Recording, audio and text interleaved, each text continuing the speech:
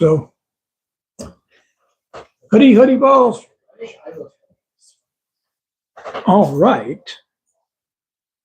We're going to talk about drying up the ocean of tears. Whoa. Would you like to dry up the ocean of tears? Yeah. So, in Sanskrit, that is translated. If you translated drying up the ocean of tears into Sanskrit, it would be Ashrus Saraga Vishosanam. It's from a verse in Srimad Bhagavatam. We're going to talk about it tonight. Stop me at any time with questions or comments. So, due to our hankering for so many things that we perceive to be necessary for our material gratification, along with lamenting for those things that we want but have not yet received, the conditioned living entities often cry in disappointment and anxiety, even if their crying is internal. So we see this sometimes. When you get to know somebody, you can tell that they're sad on the inside. Some people are very expert at, on the surface, they appear to be happy, upbeat, but not too far under the surface, there's some sadness, because there's internal crying. We can only cry externally so much. At some point, this crying turns to be an internal crying, and it's almost consistent because there's rarely ever a saturation point of our material desires. We always want. And it's so hard to get these desires fulfilled. We may get them fulfilled for a moment or two, but then it's like weeds in a garden. You pull up the weeds and they come back. They sprout again. It's like Prabhupada talked about hippie seeds. These hippies come and they become devotees. And then you water the garden with the chanting of the Hare Krishna. And the hippie seeds start to sprout up again and again and again. So it's very difficult to overcome these material desires. Very, very difficult. And as devotees, when we study Srimad Bhagavatam and start to understand how the rules of the game in this material world, we can understand what's really going on.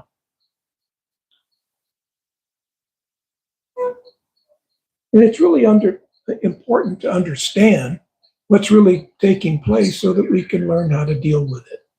What's really going on?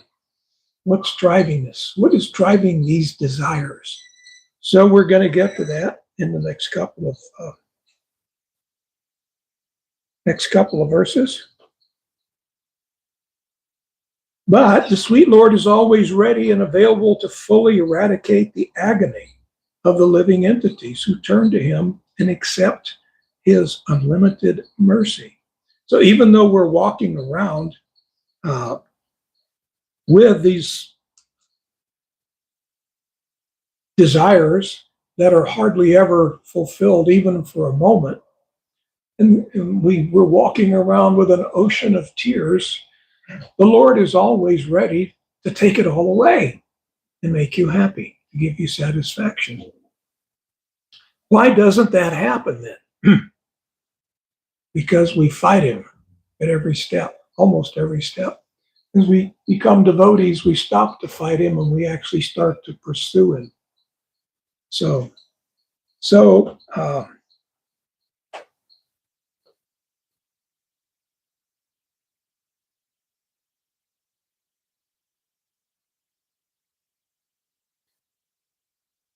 I'm going to read from Srimad Bhagavatam, 3rd Canto, 28th chapter, verse 31 and 32.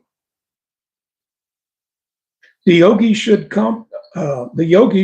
complicate with full devotion the compassionate glances frequently cast by the Lord's eyes, for they soothe the most fearful threefold agonies of his devotees. His glances, accompanied by his loving smiles, are full of abundant grace. What are these? Excuse me. What are these threefold agonies that we suffer? From the natural disasters. Acts of God. Other people, other entities, In our mind. Yeah.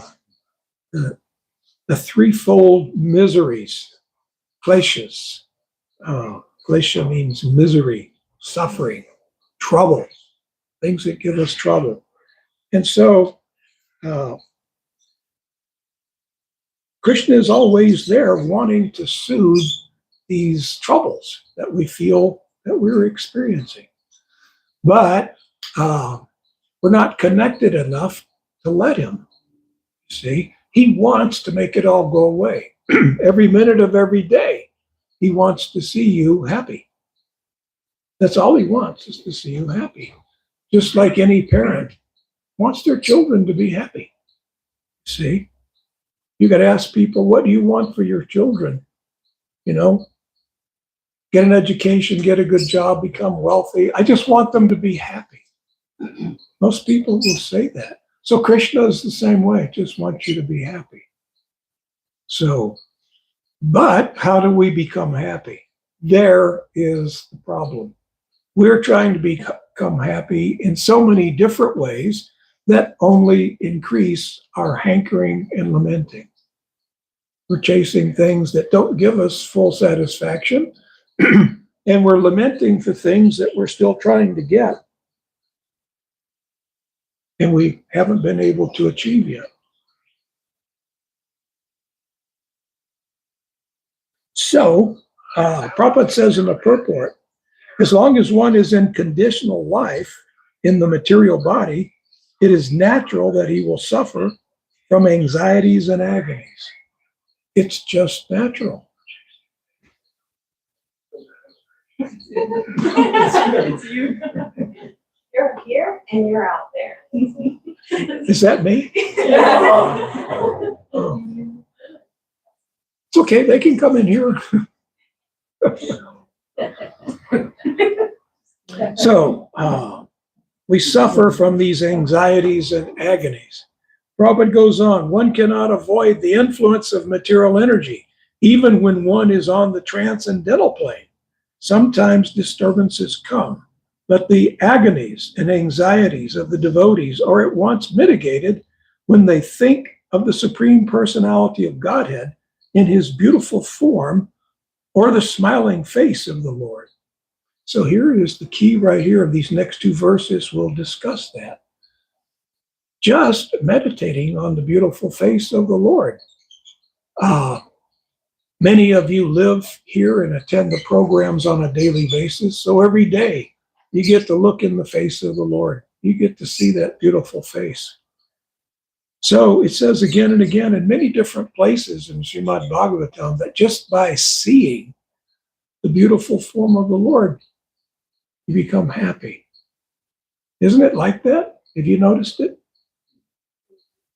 You know, I mean, the first thing that comes to mind is like when you're in a temple, any temple anywhere, but the first one that pops into mind is Mayapur, when they open the curtains in Mayapur. And you look at the beautiful form of Sri Sri Radha Madhav and the 8 Shakis. Immediately, no matter what your problems are, no matter what problems were with you on the way to the temple, what anxieties you were feeling, even if you're feeling some anxiety, waiting for the curtains to open, when those curtains open and you look at the Lord, that all goes blank. You go into a whole different world. You really do. You transcend. You're looking in. Prabhupada gave the instruction to the pujaris in Mayapur that when the curtains open, the devotees should look into Goloka Vrindavan. And so it's like that. Am I wrong? For those who have seen it, when you look at Radhamadov, immediately you're there. You can tell. It may take you one or two times, or maybe even more than that, to realize that I'm not looking at a stage that's full of statues. You may think that at first, but very soon, or at some point anyway, you will realize I'm looking at Krishna. Krishna's looking at me, with that smile that he has. And so Srimad Bhagavatam suggests that if you want to get past these sufferings and hankerings, anxieties, troubles from other people, troubles with your mind, you can experiment with it. You go in front of the deity, even though your mind may be very troubled. You go in front of the deity, and at least for some time, you feel relieved. You feel very much better. It all goes away. You refocus on that beautiful face of the Lord. This is his intention. This isn't an accidental happening. This is happening exactly the way he wants it to happen. He wants to relieve you of all your sufferings. I've got some a little horse tonight. Why couldn't the pony talk? He's a little horse. Because he's a little horse.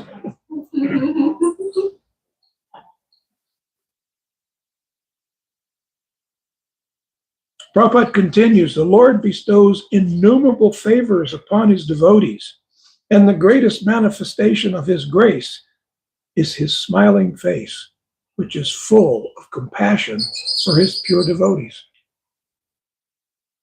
The Lord, when he looks at you, you're looking at a face that's full of compassion. I don't think many people feel that Krishna, when you see him in the deity form, that he's trying to push you back away. Hey, I'm God, keep your distance. No, it's attractive. It's pulling you closer. This is all by his plan. He knows if you see me, you'll want to come closer. And I want you to come closer. I want you to be right here, right in my arms. So the next verse, a yogi should similarly meditate on the most benevolent smile of Lord Sri Hari, a smile which, for all those who bow to him, dries up the ocean of tears caused by intense grief. The yogi should also meditate on the Lord's arched eyebrows, which are manifested by his internal potency in order to charm the sex god for the good of the sages. Wow, there's a sex god? Maybe we should go worship Makradwaj. Makradwaj is the name of the sex god. And yeah, there is a sex god. There is this personality there to teach you, hey, what are you looking at Krishna for? What do you think he's going to give you? Look at me. I've got so much more to give you great pleasure. So this is going on. This is a constant fight with all living entities and the material energy. The material energy is constantly trying to overcome you and make you forget about Krishna. Because I have so many other wonderful things that might interest you. How about sex life? So the sex life, you can see, isn't it amazing? Have you ever thought, how is it that every living entity, even like a small, tiny, one-celled amoeba, they want to reproduce? The desire for sex life is there within every living entity. It's like the glue that holds you into this material world. This desire for sex life. So Krishna says, the yogi should also meditate on the Lord's arched eyebrows. The eyebrows of the Lord, I learned this, I was fortunate to learn this early on. when I joined, Prabhupada had already translated the third canto. And and so we read about this, you know, the eyebrows of the Lord. If you focus your attention on his eyebrows, it has a tendency to deaden any desire for sexual encounter. His beautiful eyebrows satisfy that attraction. So what to speak of his face, just his face alone. But when you're looking at his face, you can notice Krishna's eyebrows are very attractive. And who knows what he can do with those eyebrows? You know, if you're looking at Krishna, if he moved one eyebrow just a little bit, it would amaze you. We see sometimes in Mayapur, there's somebody put out a film of Madhava, and he was doing things, you know, like during the arti when they greet the deities, like he would move his flute, you know. That just completely amazed people all over the world. All he did was move the flute just a little bit. And that's so amazing. Can you imagine if Krishna raised his eyebrow when he's looking you in the face? You know, and we hear so much talk about these sidelong glances. Can you imagine Krishna looking away? He's looking at other people, but out of his eye, he glances over at you. Can you imagine how that would feel? Huh? It would be, yeah, we would just faint. We would be transported into a world of transcendence. We would be lifted out of this world. But it would satisfy every material desire that you have. If Krishna just cast a glance, not even turning his face, just cast a glance, sidelong glance. Can you imagine? You know, I remember when I used to do the arti to Radhakala Chanji in Dallas. There for a while, especially during the Christmas marathon, everybody was out on Sankirtan. They were all out at the airport or parking lots. And there was, practically speaking, nobody in that whole temple, that big temple, just me and the deities. So everybody else is engaged, and I'm there taking care of the deities. And sometimes when I was doing the arti, I would be thinking, are you glancing at me? And he's looking this way, but it sure seemed like sometimes he was kind of looking, you know. Was it imagination? I don't know. Doesn't matter. But I was thinking like that. So this association with Krishna, to be able to look at Krishna, picture, deity, whatever it takes, just to be able to look at Krishna, to get that face etched in your memory so that you can think of him. This is your salvation when you're feeling some sadness. No matter what, they may take away everything. The material energy may devour everything I have. But I still have that face. I still have you, Krishna. That's all Krishna wants you to realize.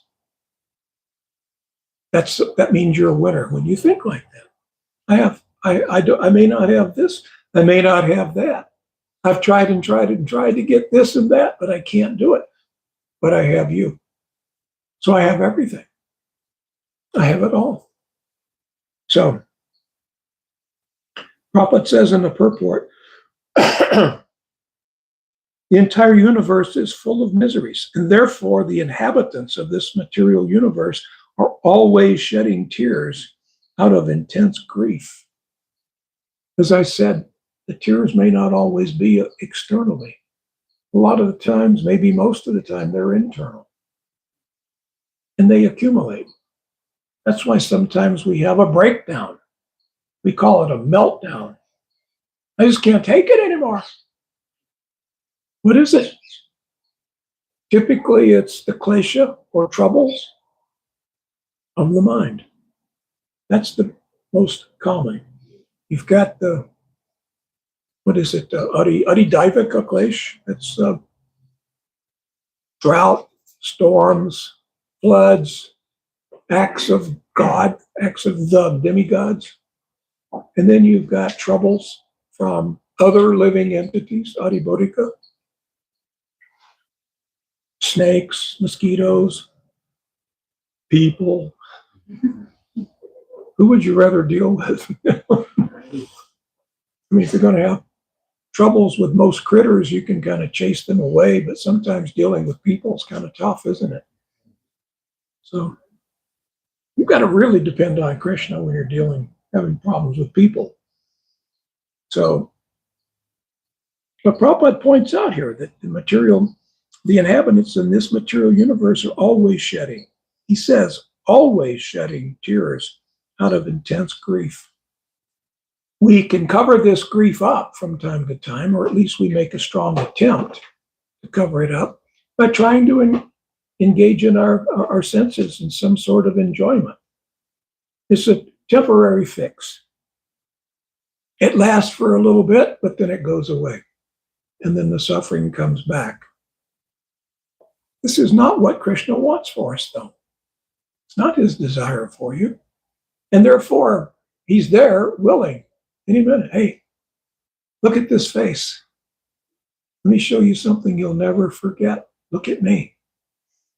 Because when you're looking in the eyes of Krishna, that's liberation.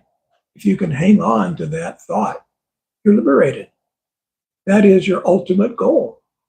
This is what we're trying to do, to be looking in the face of Krishna.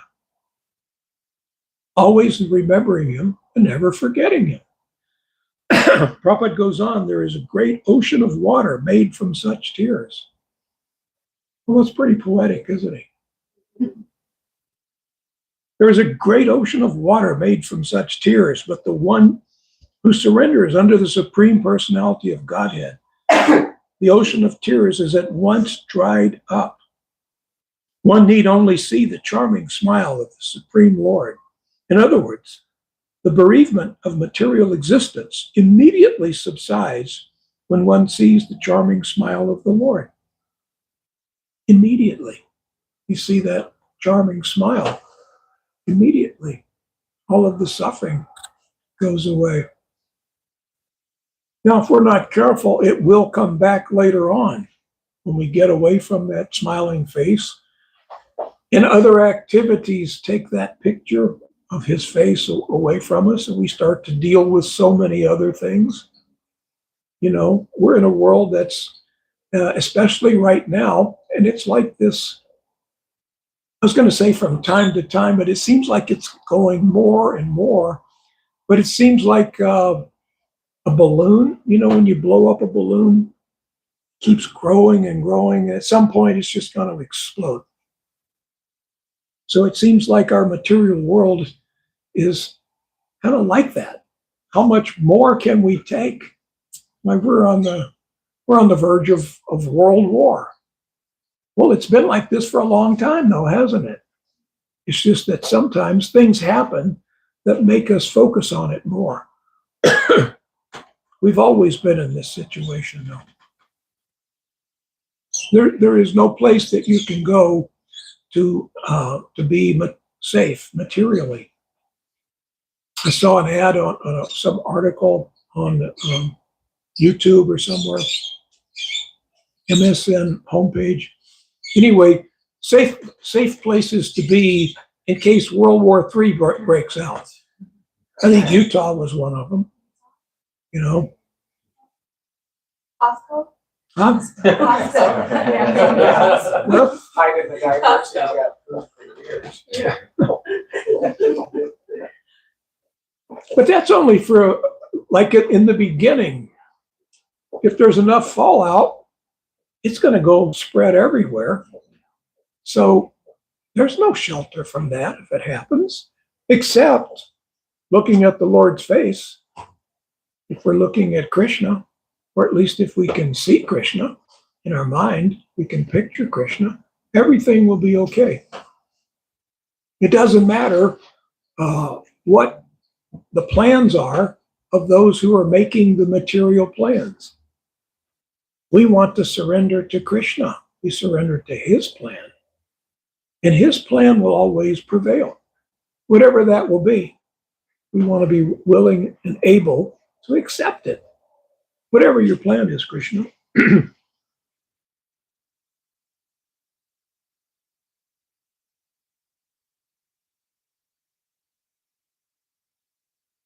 Prabhupada goes on, it is stated in this verse that the charming eyebrows of the Lord are so fascinating that they cause one to forget the charms of sense attraction. The conditioned souls are shackled to material existence because they are captivated by the charms of sense gratification, especially sex life. That's what keeps the materially conditioned soul materially conditioned, the desire for sex life. So you're probably wondering, hey, when do we get back to this sex god? I want to hear more about this. Were you thinking about that? Yeah. I thought so. You too, right? No?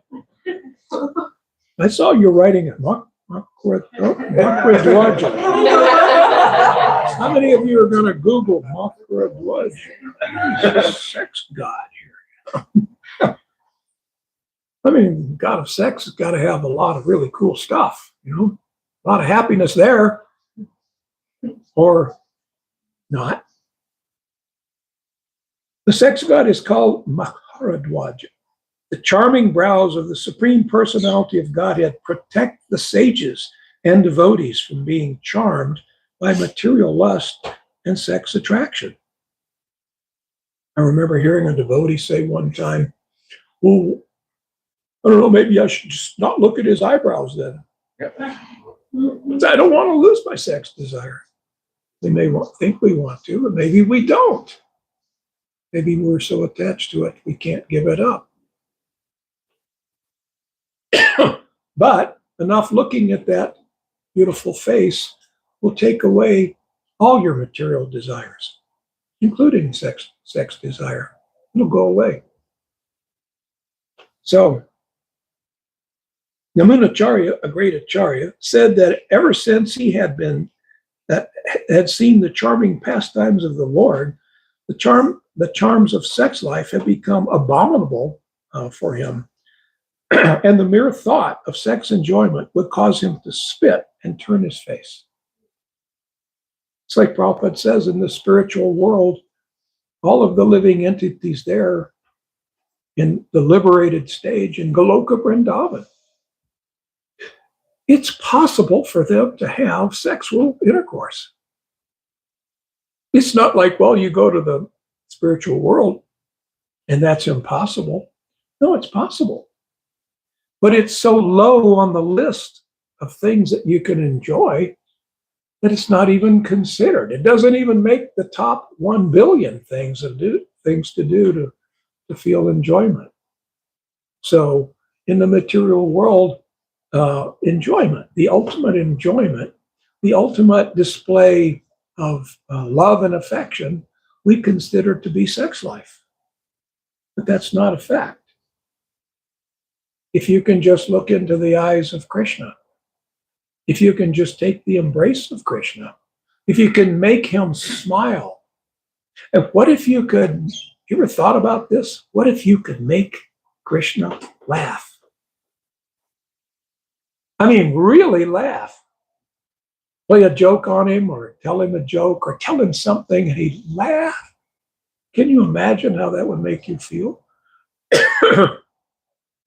So intimacy comes from sharing spiritual love with the Supreme Spirit.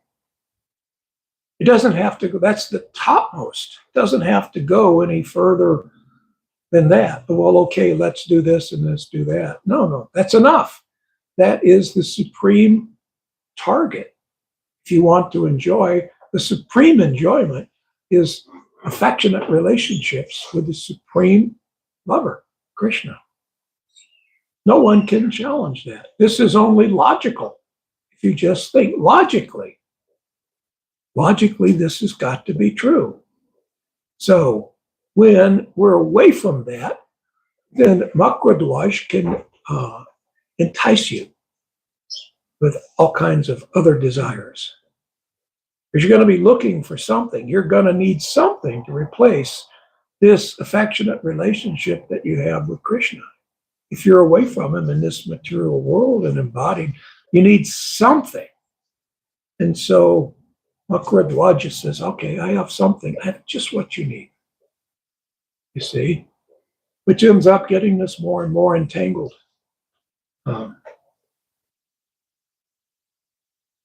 Prabhupada closes by saying, thus, if anyone wants to be aloof from sex attraction, he must see the charming smile and fascinating eyebrows of the Supreme Personality of Godhead. So, I've always thought that this verse was really, really an interesting, really special verse. So, I'll stop now and see, are there any questions, comments? Thank you, Gary. Lots of notes about sex life. I'm just kidding. You're going to Google Makradwaj, aren't I you? sure am. I want to see what this personality looks like. Yeah, I have no idea. When you find out, let me know. I'll send you a screenshot. He's probably walking around. We pass him when we're in the store. He's probably walking right past us. And as he goes by, he goes, oh.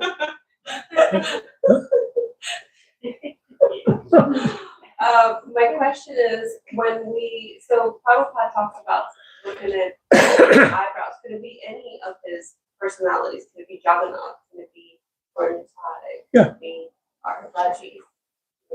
Any of his Yeah. incarnations? Yeah, why not? You could be looking at Lord Chaitanya. He can do the same thing for you. Because when I look at Jagannath, big round. He has a way of melting your heart, doesn't he? The thing about Lord Jagannath, Balaram and Lady Subhadra, I say Lady Subhadra, that she's actually Subhadra Devi. This Lady Subhadra probably came from the British. Let's call her Lady Subhadra. She's Subhadra Devi, Srimati Subhadra. But you look at them, and the thing that excites me about looking at them is like, they always seem like they're ready to go. You ever notice that? Yeah. Especially Balaram. He seems like, hey, let's get out of here. Let's do something. What do you say? We have a parade. What do you think, Krishna? Oh, yeah, sounds good. Subhadra's like, can I come? I want to come too. I want a parade. No, they're ready to go. So I noticed that, especially, and it, I think many of you will agree, Jagannath, Baladev, and Subhadra from El Paso. They've got this look whenever you see them, even in a picture, that I want off of here. I want to get off of this altar. Let's go. I mean, they come all the way over here once a year to take their ride, but this is big time for them. They love this. They look so happy when they're in the car with the seatbelt on. You see those pictures? Krishna Charan puts them in the car in their seatbelt, and they're like, I can just hear, like every mile, it's like, are we there yet? Are we there yet? Are we there yet? Yes. Can you give just a quick recap story time of Lord Jagannath? Just Boy. his origin. Okay, I'll try to make it brief. It's such a wonderful story. I remember in 1984, Bhakti Charuswami came to Dallas. He came to Tamal Krishna Maharaj's Vyasa Puja. And so he told this story of the advent of Lord Jagannath. And it was so incredible that Tamal Krishna Maharaj conferred with him and put out a book. There's a book that he wrote on this story. It's quite an amazing story, but I'll try to shrink it down. There was a pig farmer, the king of the Sabaras. What was his name? Vishavasu, right? Vishavasu. Huh? So, and he had this deity of Krishna that he worshipped. Nila Madhav, Lord Nila Madhav. And King Indradumna heard that this pig farmer, low class, he was worshiping this beautiful form of Lord Nila Madhav. And so he wanted to see him. He wanted to go. And so Visavasu said, no, I can't take you to see my Lord. And so finally the king persisted and pleased, begged, please take me to see the Lord. And so Visavasu said, okay, I'll take you. We'll go see the Lord. And so, but you have to go with a blindfold, so you don't know how to get back. And so the king says, okay, you can blindfold me. And so he's going through the forest, but King Indradumna had a bag of mustard seeds. And so every few steps he would drop some mustard seeds, like a breadcrumb trail. So as he's going through the forest, he's dropping little mustard seeds. And he went to see the Lord, and he was amazed. He was absolutely amazed. So then he decided, after some time, after the rains had come, that these mustard plants, seeds had sprouted. So all he has to do is follow them back. And so he did. He's going through the forest, looking for the mustard plants, following the trail that he'd left. And it led to Lord Nila Madhav's altar. But the Lord was gone. His tricks. So he decided that he was going to have the deities carved of Lord Jagannath and Baladev and Subhadra Devi. And so he found this mystical old man to do the carving. And they even found special wood, special logs. I can't remember all of the details right now. So anyway, this mystical carver told the king that I have to be locked up in this room and I cannot be disturbed. I'll carve, but you can't disturb me at all for anything. 21 days. Huh? 21 days. 21 days. Yes. He's in there. So, but the king's not hearing anything. He thought he would hear, like working, carving, and, 14 days and sound, after that no sound. nothing, quiet. And so he's wondering. And so he decided that he's got to see what's going on. Did this crazy old man die or did he leave? So he broke in, opened the door, and he went in, and he found the form of Jagannath, Baladev, and Subhadra. And so in an apparently unfinished form. Of course, it was Jagannath's plan that was finished. It was for that reason. So that Jagannath is finished, although we could say, according to what the king was expecting, he's unfinished. But he is finished. This is the image that he wants to show the world. You see? So that's a brief, compact story of Jagannath. And Didn't so, the Buddha was doing the carving disappeared when he opened the door? yeah, the little old man wasn't there. He was gone. there. There's a condition if somebody open, then I start. Yeah. Say what? The carpet Peter was saying, if you open the door, then I will not go anymore. Yeah, I'm finished. Everything stops if you open the door. And so it all did. So, but Lord Jagannath likes to come out, and he'll come off the altar and come out of the temple to be with us. Even though there's so many people, Westerners, that can't go to see Lord Jagannath, except for once in a while, a Westerner gets in to see Lord Jagannath.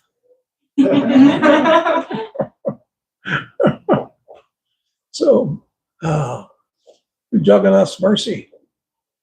So many people can't get in. I used to go, when I would go to Puri, I would go tease the guards. They've got these guards out there, and they've got AK-47 rifles.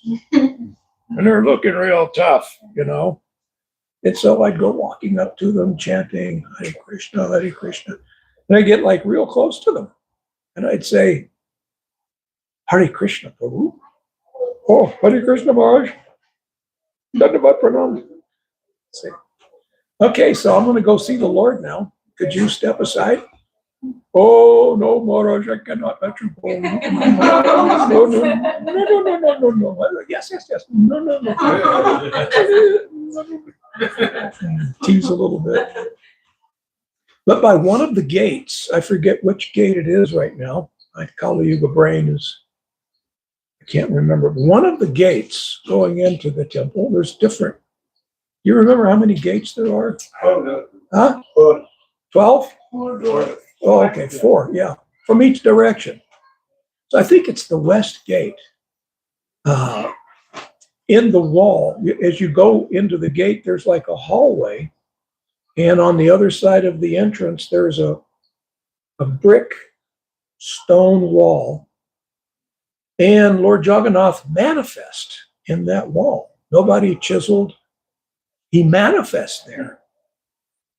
The form of Lord Jagannath manifests in 3D, not just like a picture or anything. It's like real, and he's there. And it's for the benefit of all the devotees who can't enter. You can see him you can look inside. You can get about as close as from here to the birdcage and look at him. And he's maybe 2-3 feet tall, like that. And they've built an altar around him, you know, on the wall, and painted him up. And so you can go. He's so merciful that he wants you to see him if you want to come and see him. And he will grant any desire you have, even if you're not asking him. Whatever you're thinking, you have to be very careful.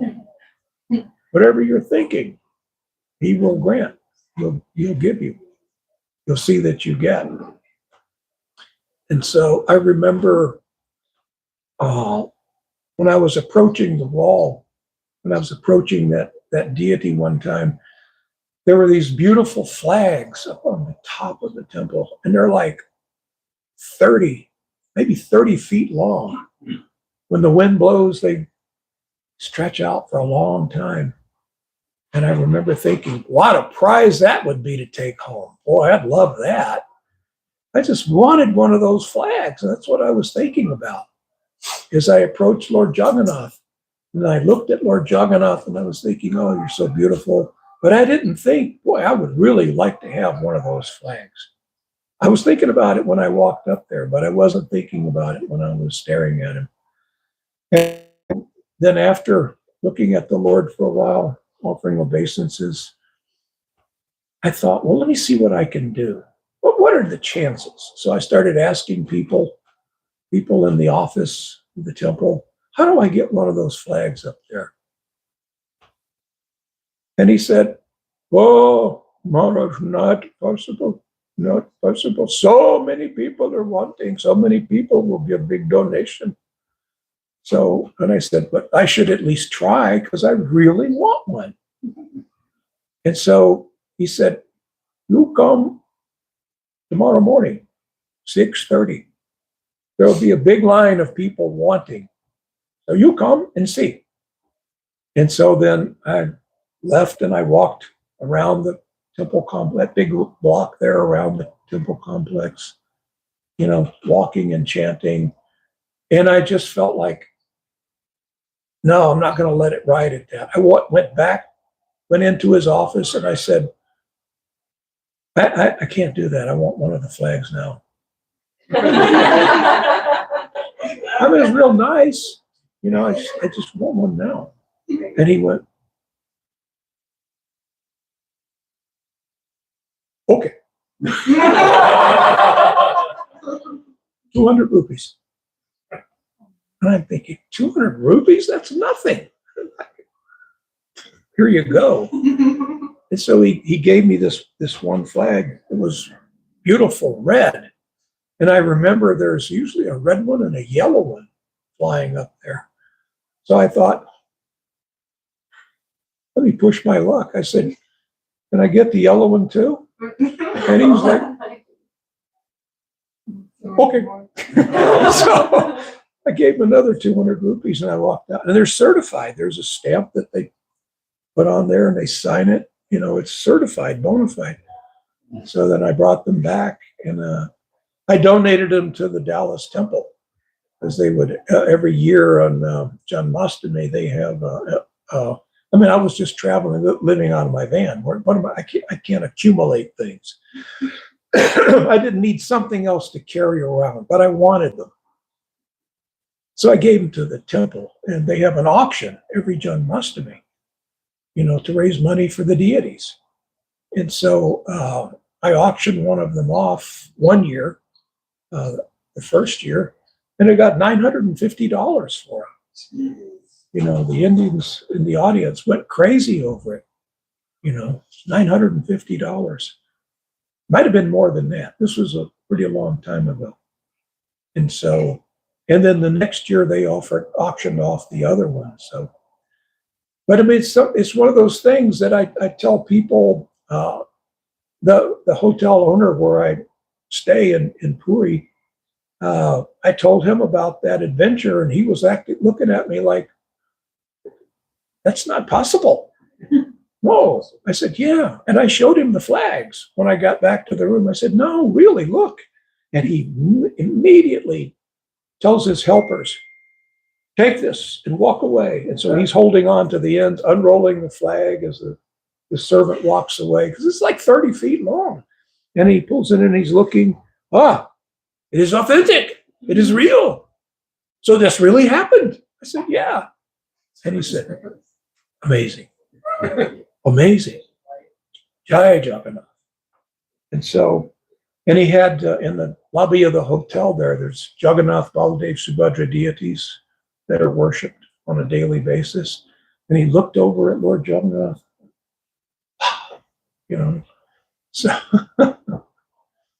So Lord Jagannath is so kind, and he wants to always remind us. He's always wanting you to know that through that smiling face, I'm always here for you, and I can always. You're always cheered up when you look at Jagannath, aren't you? He's always just, of course, any deity that you look at. Lord Chaitanya, Gaur-Nitai in Newtown, you look at them and immediately you just feel so happy. I remember you were asking me one time that you were saying it's hard to imagine the description of Lord Chaitanya with his arms being very long. But if you look at the deities there in Newtown, especially those deities, you can see their arms it doesn't look unnatural. And the Panchatattva, they all have very long arms, But you can't look at the deity of the Lord without feeling sad. I mean, without having your sadness just walked away. It's pushed away. You see, looking at the deity of Lord Nrsimhadev is just, you cannot feel sadness when you're looking at Lord Nrsimhadev. It's not possible. You just feel like everything is really good now. Now that I'm looking at you, Lord Nrsimhadev, everything is fine. I have no worries, none whatsoever. So, Good question.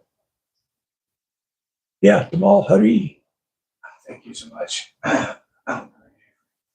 Somewhere I was reading recently that the eyebrows of Krishna are like the bow, and then his sidelong glance is the arrows. And that's what he shoots at our heart. And then it made me think about it's a nice alternate symbol to the sex god, right? That Madan Mohan is, he even charms Cupid himself, who we often see with a little like bow and arrow. So Yeah.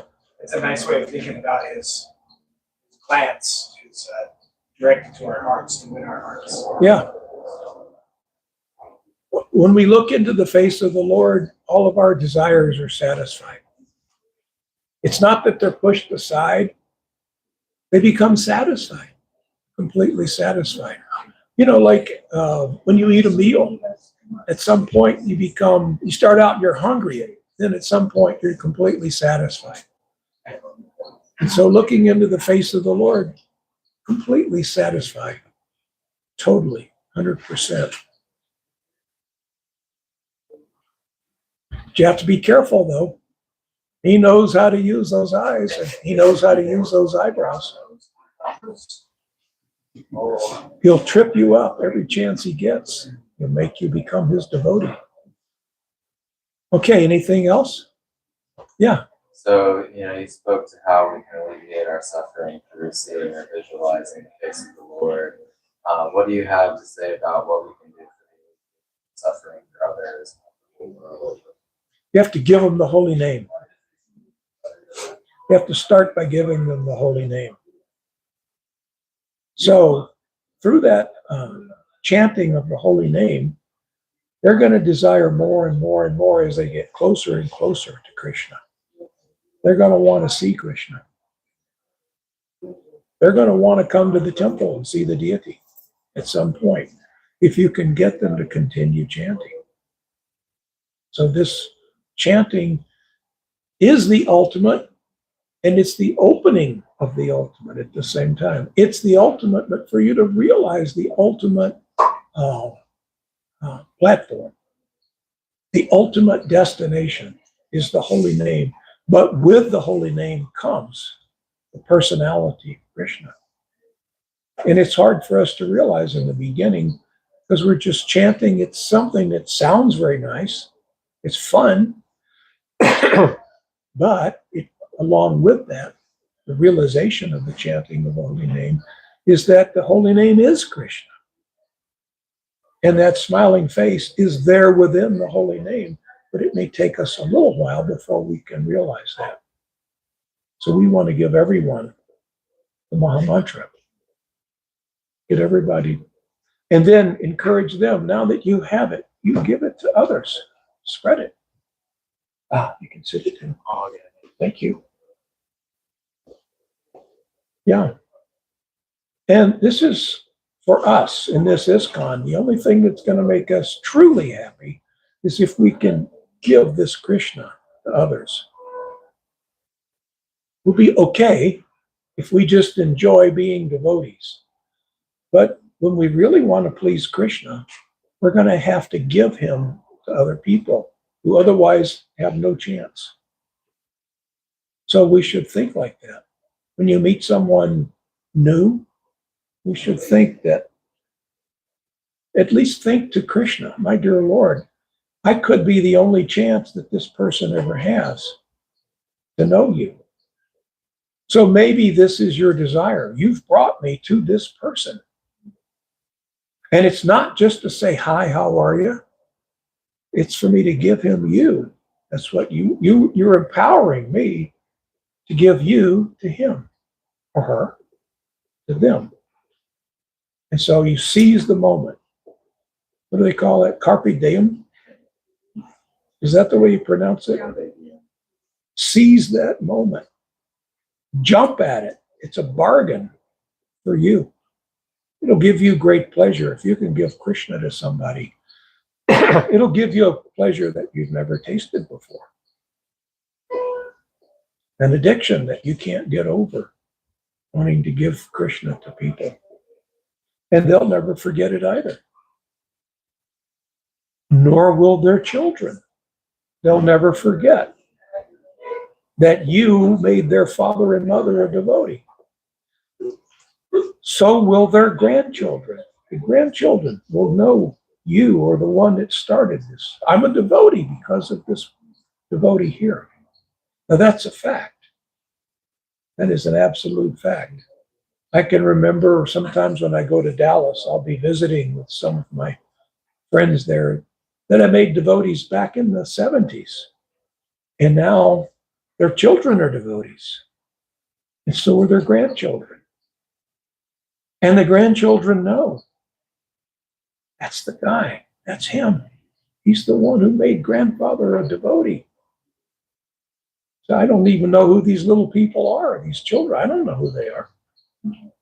I say, who are these? Oh, those are my grandkids. Oh. So it's very important. It's the best thing that you can do for yourself and for others is to give them Krishna.